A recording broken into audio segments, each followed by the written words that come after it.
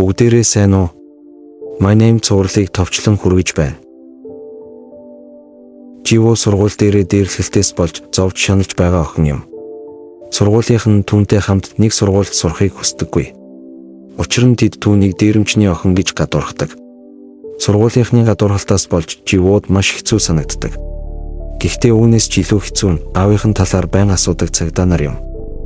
Аавынхын тухай зурглаас болж сургуулийн удирдлага түүнийг өөр сургуульд шилжүүлэх гэж байгааг сонсоод тэр маш их ууртай байлаа.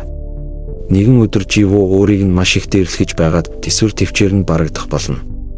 Бухимдсандаа хідэн сурагчтай зодтолдож өөрийгөө сургуулийнхандаа гэмт хэрэгтний охин ямар байдгийг ойлгуулав. Ийм явдал болсны дараа өнөөдөр түүний төрсөн өдөр. Аав нь байхгүй, түүн зөвхөн бэлэг илгээжээ. Тийм болохоор маш их гунигтай ууртай байна. Гэвч бодит байдал дээр тэр аавтайгаа хамт байхыг үнэхээр хүсдэг. Аав нь түүн рүү залгаж эцэст нь түүнтэй ярьлаа. Живо аавдаа урд өмнөх мессежүүдийг нь үл тоомсорлсонд гомдлоод хүмүүс түүнийг гэмт хэрэгтэнгээд байгааг хэлэхэд аав нь гайхширн түүнд үүнийг зас залруулахын тулд бага зэрэг хүлээх хэрэгтэй гэж хэлсэн боловч маш их урам нь хугарч түүнийг хүлээж чадахгүй тэр түүний хувьд өгсөн гэж хариуллаа. Дараа нь түүний үгэнд гайхшаа барсан аав нь жолоочдоо буу гэж хэлээд охиныхоо гэрлүү хөдлөнө. Гэвч эхлээд тэр түүнийг хайж байсан хоёр хүнтэй тулалддаг. Дараа нь тэр охиныхоо гэрийн хаалгыг түлхүүрдэх тэр мөчөд гинэт буудай баг өмссөн хүн ойртож ирээд түүнийг буудахад Живо хаалганы нөгөө талаас бүх зүйлийг сонсоод дурангаар харахад аавыгаа шархацсан байхыг харсан ч тэр гарч чадахгүй.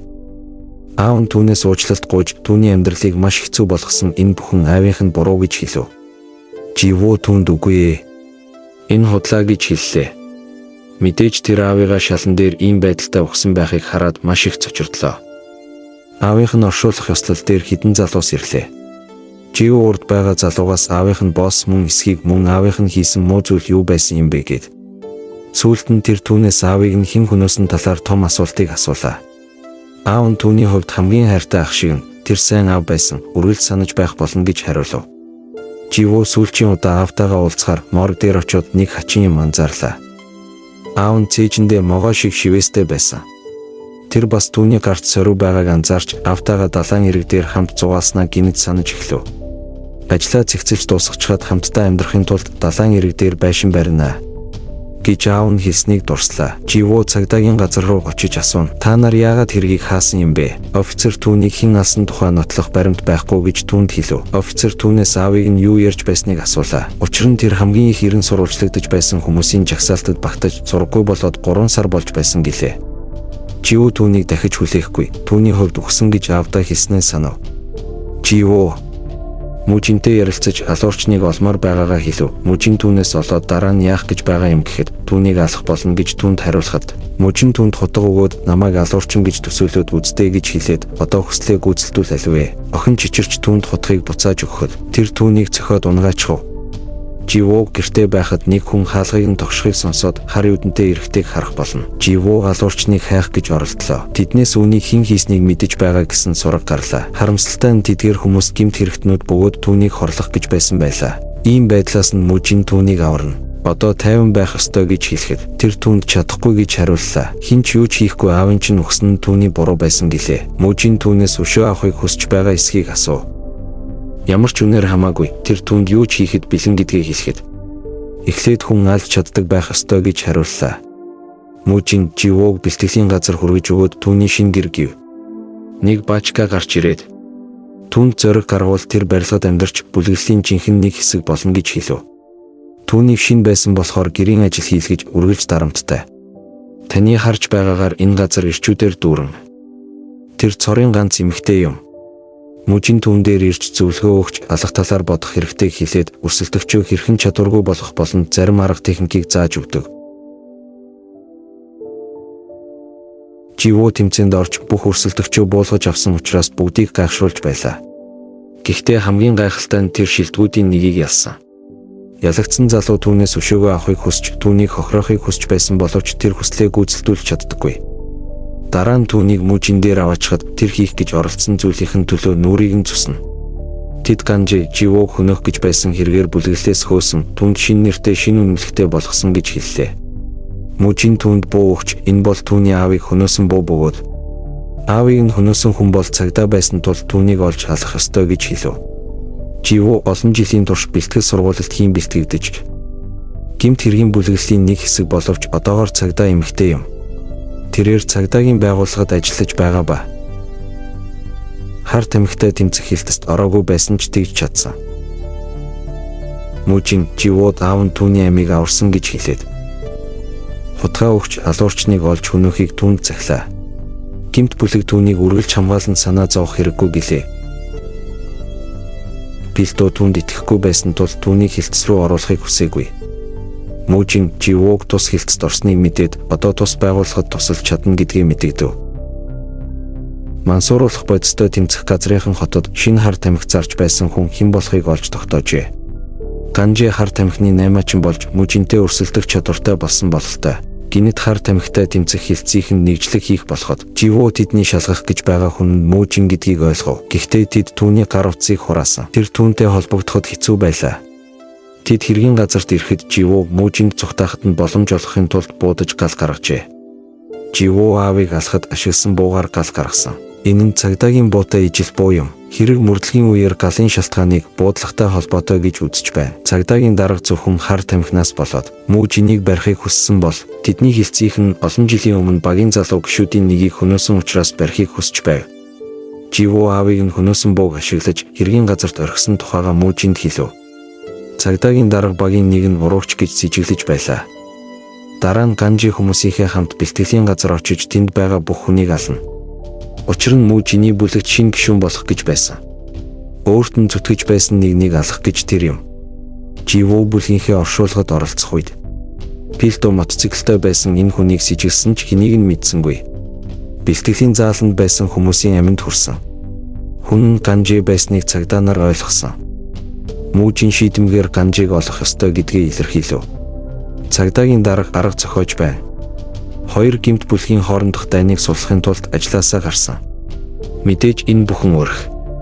Цагдаа нар Ганжиг хайж байгаа хിവэр байна.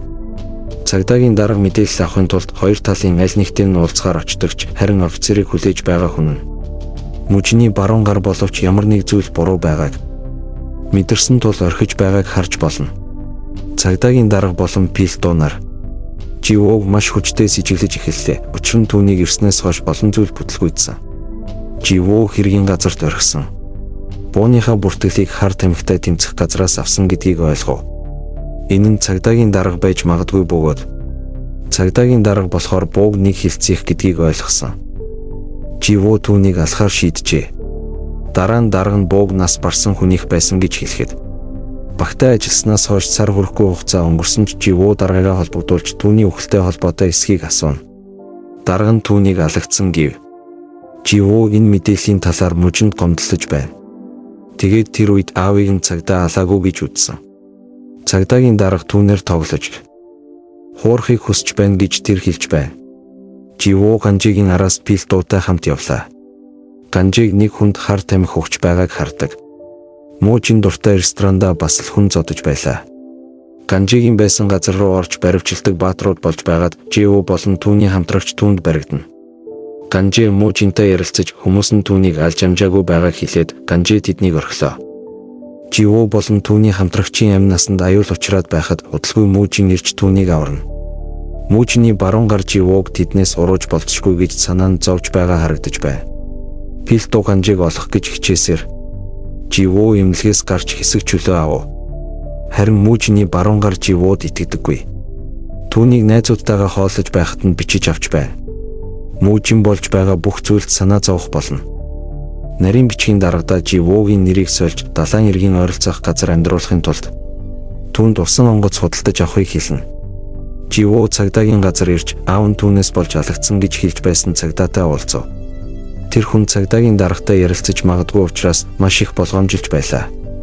Харин тэр залуу түүнд эцгийнх нь мөрдөн байцаалтыг хаасан хүн бол цагдаагийн дарга Чажихо гэж хэлв. Тэр тэд буу олсон гэж хэлээд түүнээс Чажихо алуурчин мөн эсхийг асуув. Харин нөгөө цагдаа мужин дээр ирнэ. Түүнээс мэдээллийг мэддэг учраас хэлүүлэхийг оролдож байгаад үүнийхээ улмаас амиа алдах болно. Мужин Живог шинэ амьдралтай болохын тулд түүнд бүх зүйлийг бэлдсэн гэж хэлв. Гэхдээ түүнд өөр төлөвлөгөө байгаа бололтой. Ганжи цагдаагийн дарга руу залган хэрвээ мужинийг барьмаар байвал түүнийг барьж өгч болно гэх нь тэр. Цагдаагийн дарга түүнийг Мужинтэй нэг газар уулзах хэрэгтэй шүү гэд яарвчлаа. Цагдаа нар Мужин Ганжи хоёрыг маш ширүүн тулалдаж байгааг харж байгаа бөгөөд Мужин яг алуулах гэж байх үед Живо түүнийг аварч Ганжиг хөнөөлөө. Мужин зүхтэж шархаа идгээхийн тулд нууц байшинд орогддог бол Живо амархаар гэрлүүгээ явлаа. Пилто түүний гэрт ирж тэд тухалцгааж Пилто түүнээс олон асуулт асуудаг. Живо түүнд Ганжи өөрт нь хийсэн зүйлийн талаар олон зүйлийг дэлгэлээ. Цагдаагийн дарга Мужиныг хайсаар байх үед Живо зурагтай дугтуй хүлээн авлаа. Хэсэг цагдаа нарын зураг байсан ба тэдний дунд аав нь байх юм. Тиймээ түүний аав байсан. Энд юу болоод байна гэвэл түүнийг анхааралтай ажиглавал аавыг нь дууж үнсүү гэдэг байсан бөгөөд тэрээр хар тамхитай тэмцэх хилцэд ажиллаад царч болоогүй байхад нас барсныг харж байна. Живо Мужин дээр очиж аавыгаа цагдаа байсан эсхийг асуухад тэр тиймээ дон хүн цагдаа байсан. Түүнийг гэмт бүлэглэлийг устгахаар явуулсан. Гэвч тэр бидэнтэй нэгдэхээр шийдсэн. Дараа нь Мужин аав нь хаяа нэг төр зур алга болчихдог. Тэр нь эмэгтэй хүнээс болсон гэж бодсон ч түүнийг дахад ойлгосон гэв. Тэр гэмт бүлгийн гишүүнээр амьдарч байгаад нас барсан гэж хэлв. Живо аавыгаа хөнөөсөн этгээдийг цагдаагийн дарга байсан гэж бодоод түүнийг алхаар гэрт нь очлоо. Гисэн хэдий ч хэн нэгэн түүний өмнө орж ирээд түүнийг гэмтээжээ. Түүнээс аавыг нь хөнөөсөн хүн мөн үү гэж асуув. Цагдаагийн дарга Живод аав нь цагдаа байсан гэж түүнд хэлв. Живо аль хэдийн мэдсэн гэж хэлэхэд ахлагч түүнд аав нь зүхтэж байхдаа үлдээсэн гэсэн захидал өгдөг. Одоо юу болсон бэ гэхээр Мужин урд нь хэн нэгнийг зодож байхдаа тамхины асаагуурнаас чагнах төхөөрөмж олддог ба түүнд асаагуур өгсөн хүн нь Живогийн аав байсныг мэдсэн. Дараа нь Мужин Живогийн аавыг цагдаа байсан нууцаар гэмт бүлэглэлд ажилладаг байсныг ойлгосон. Живо хямралд орж түүний туулсан бүх зүйл худал хуурмаг байсныг ухаарч аавыг нь хэн хөнөөсөн болохыг олж мэдсэн болохоор шаналж байлаа. Мужин бүх зүйлийг олж мэдээд аавыг нь алжээ. Гайхалтай нь Мужин цагдаад очиж хэрэгээ хүлээхээр өмгөөлөгчтэйгээ очиж уулзсан. Түүнийг гаргаж өгөхөөр болжээ. Дараа нь Живо Мужинтэй байцаагчийн хуваар ярилцлага авч бүх зүйл хэвэн байх болно. Тэр түүнд түүнийг нотлох худаг байгаа гэдгийг түүнд хэлв. Түүний хурууныхийн Ганжиг алсан болохыг нь нотлох болно. Дараа нь Живо нотлох баримтын газар очиж бүх зүйлийг арилгахын тулд Живо хутгийг авна. Живогийн хамтрагч мотоциклтай явж байсан хүн Живо болохыг олж мэдсэн бөгөөд тэд түүнийг хуурамч нэр ашиглаж байгааг олж мэдсэн. Гинтийн зүйл болж Мужин биеийн тамирын зааланд очиход баруун гар нь нотлох баримт болж байсан хутгаар алуулсаг байхыг хараад түүнийг алахын тулд албаар сулсан гэдгийг ойлгов. Живо аавынхаа чандар байгаа газар очихоор явсныг хамтрагч нь мэдэж олж очиод Живог баривчлаа. Мужин өмгөөлөгчдөө түүнийг шоронгоос гаргахыг даалгалаа. Учир нь тэр Живог ирэхийг хүсч байв. Тиймээс өмгөөлөгч нь Живод Мужин түүнийг шоронд хийхийг хүсэхгүй байгааг хэлээд төлөвлөгөө гаргав. Цагдаагийн дарга сэргэж хамтрагчд нь Живо бол 5 жилийн өмнө нас барсан юм духны охин гэдгийг тайлбарлаад хар тамхины эсрэг мөрдөвч байж байгаад алагдаж хэрэгэн дарагдсан гэдгийг ойлгууллаа. Дарга түнд Живо өшөө авахын тулд Мужинтэй нийлсэн ч тэр түнд худал хийсэн гэдгийг учирлав. Ингээд хамтрагч нь түүнтэй нүүр тулж цагдаагийн ахмад түнд хэлсэн. Бүх зүйлийг түүнд тайлбарлаж бүхнийг мэдснээ хэлнэ. Мужины хүмүүс мушгин ирсэн ч тэд мултарч чадлаа. Тэд 50 газар очихоор болж Живогийн үргэлж байхыг хүсдэг. Далайн иргэн байшинд хурж ирэн. Тэд тэнд байрлан амарч энэ хоёр бие биедээ хэрхэн дурлалцахыг харах болно. Энэ үзэгдлээс Живогийн аавыг хөнөөсөн хүн Мужин байсан нь батлагдах болно. Мужин түүнийг ирж алахыг хүлээж бэлтгэлтэй байгаа. Далайн ирэг дээр маш романтик өнгөрүүлсэн хэсэг хугацааны дараа Живо болон хамтрагч нар далайн иргийг орхиж болсон бүх зүйлээс мултрахыг төлөвлөж байна. Харамсалтай нь Мужин тэднийг хараад буудах мөчөд Пилто хааж өгөхөд тэр дахин цочирдож зүрхэн шархаллаа. Живо түүнийг алхаар Мужин дээр очихоор явлаа. Аюулгүй байдлыг үл харгалзсан. Хамгаалалтад байсан залуустай ганцаараа тулалдаж бүх хамгаалалтын ажилтнуудаас өөрийгөө чадварлахаар хамгаалж чадлаа. Мужинтэй ширүүн тулалдаж Живо Мужин хоёр тулаанаас болж хоёулаа шархтаж өгөх шахсны дараа тэрээр хүчээ авч түүнийг газар дээр нь хид хідэн тулааны арга техник хослуулан ашиглаж ширүүн тулалдаж эцгийнхээ алуурчныг хөнөөгөөд өшөөгөө авсныхаа дараа зовлон шаналтайгаар Живо бүхнийг ардаа орхив. Цувралын төгсгөл тэрээр аавынхаа чандар байгаа газарт очиход түүний нэр аавынхан нэр зураг хоёулаа хамтдаа байгаа нь харагдаж байна. Түүнийг нас барсан гэж илэрхийлж байгаа бөгөөд тэр бүгдийг орхиж шинэ амьдрал эхлүүлэхээр шийдсэн бололтой. Энэ хүрээд гайхалтай цуврал маань дууслаа. Хэрэв танд энэ видео таалагдсан бол лайк болон subscribe дарж share хийгээрэй.